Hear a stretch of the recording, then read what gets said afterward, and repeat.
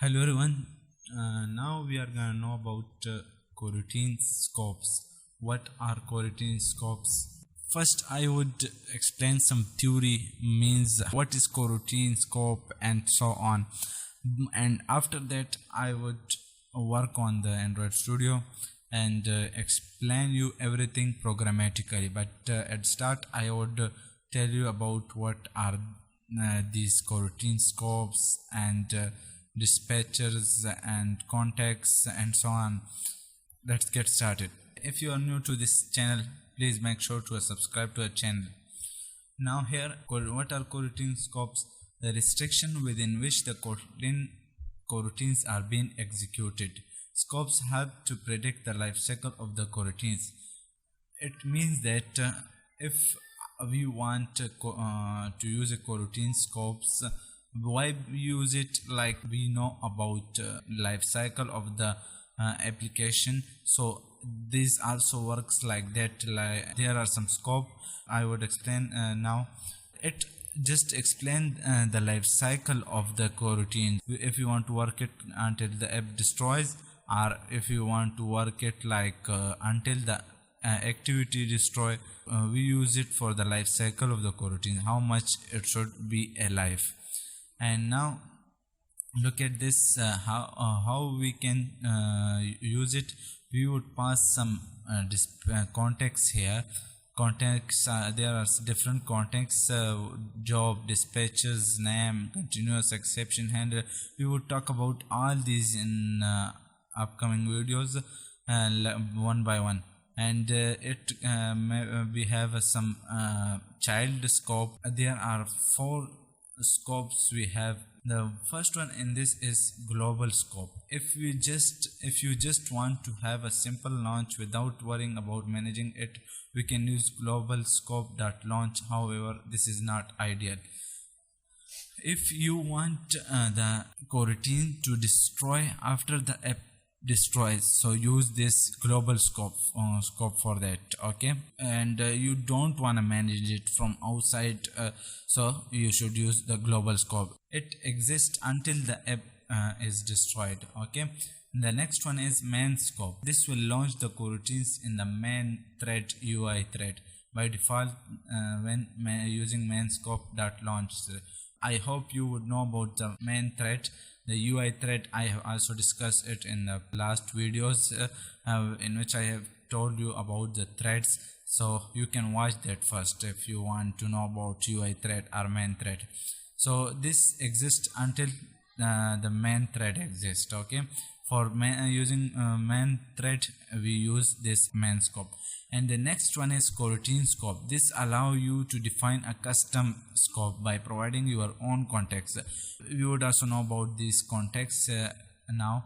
Here coroutine scope are this. There is not a specific word like main scope and global scope that can be defined by its name, but this coroutine scope can't be defined by its name because it is just a coroutine scope, so we can customly create it. And the next one is life cycle scope. This is Android specific coroutine scope that ties the scope Android's lifecycle ability to automatically terminate end of Android activity lifecycle. It would work with this life cycle of the activity. I hope you would know about the life cycle of the activity. Okay, it would work if it on resume, or if it is on destroy, or if it is on create. It would work with that. Okay, now the next thing, coroutine context. What are coroutine contexts? Coroutine context is just a set of elements which are also contexts that provide the context for the coroutine. We have known about the coroutine scope. Now what is context? The context is just providing you on which thread we would work on, and it is just to connect with the threads. Okay, and the scope is the whole life cycle of the coroutine, but the context is just on which thread we would work. Okay, now here dispatchers. In coroutines, we have used dispatcher as a parameter to our coroutines launcher. For example, this and this, you should read this. If you want to use it in a specific thread, you would use a context for that. But how you would use a context for that? Dispatcher is also type of coroutine context. Okay, we would dispatch this coroutines context to which to threads. Means if you want to work in a main thread, we would use coroutine context for that, but to connect this coroutines with the threads, we would use the dispatchers here, like dispatcher.main. This is main thread. Unlike the other, sometimes we have the explicitly defined at for example in text environment. If you want to use a simple main thread, so you would use this dispatches.main. I would now tell you how to use it in Android Studio, but it is just our view why it is important. And now dispatches.io. This is for networking and disk process, anything to do with the data pulling or punishing. Means if you want to pull or push anything to APIs, etc., or the delays which we use for it, so we would use input output one, the dispatcher.io. And the next one, dispatcher.define. This is for any other worker thread that is not main, and it is automatically assigned. We have already known about the background thread, so it is we can't use it for the main thread. We can use everyone but not use the main thread, and it would assign it to the another one. Okay, now dispatchers.unconfined. This is special dispatcher that allows the task to change its targeted process when it is suspends and resume its task. This is special dispatcher and allows the task to change. It allows the task to change from outside its targeted problem when it's suspend. Like we use this suspends function. I would tell you about in the upcoming videos. What are suspends? I would tell you all about that in the next video. Okay, and we can suspend the task if that takes more time, and we can resume it after that. Okay, now the next one, new single thread context. Allow the user to define its own process. One has to manually close it after using it.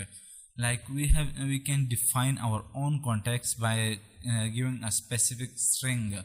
We can define it on our own. Now let's go to Android Studio and know about this, how to use these programmatically. Alright, now here I would use it in this Android Studio. First you have to go to this build.gradle file, and here you have to add this two dependencies here. This I have already added this to. You can copy it from the description. I would also give it on the description, and you can also watch this and directly type it. Okay, now here go to this main activity here, and in this on create, let me use first global scope, and it would follow the same launch. Here you would use this one. Okay, launch here. Now you can use it here, global scope, and let me print a log message here first, log g. Okay, and for this tag here I would create one tag value here, log g. It is a live template here. Okay, alright, and let's give error. So here companion object. This companion object is used for the static variables here. Okay, now this is done, and here print the inside from coroutine. Okay, and also print the name of a thread here. So for that, print thread dot current thread here, current thread dot name. Okay, and before this one also print this log message here. This one, copy this, copy, and here first paste this one. Okay, or right here, type here from main thread here, type this, and alright, now let me run the app, and you would know what is printing here first. Now here look at this, first main thread log is printed here, and after that this coroutine log is printed and it is showing the default dispatcher. Okay, alright, now you have learned to use this global scope. Now what about other scope? Let me comment this and use the other scopes here. Now you can use coroutine scope. Let me use coroutine scope, this one here, coroutine scope, and at the brackets we would use this context. Look, it requires a context. So for context we would use the dispatchers to provide a context here. So dispatcher, this one dot, here you can see we would use these coroutine dispatchers to provide which one we need here.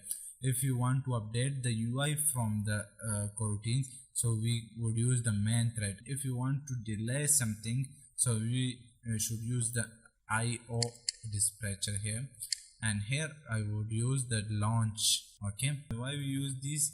We use it providing another something like delay here. Let me use a delay here. Look here, and let me provide 3000 millisecond here, so it is 3 seconds. So for these delays anything, look, it is a suspend function call.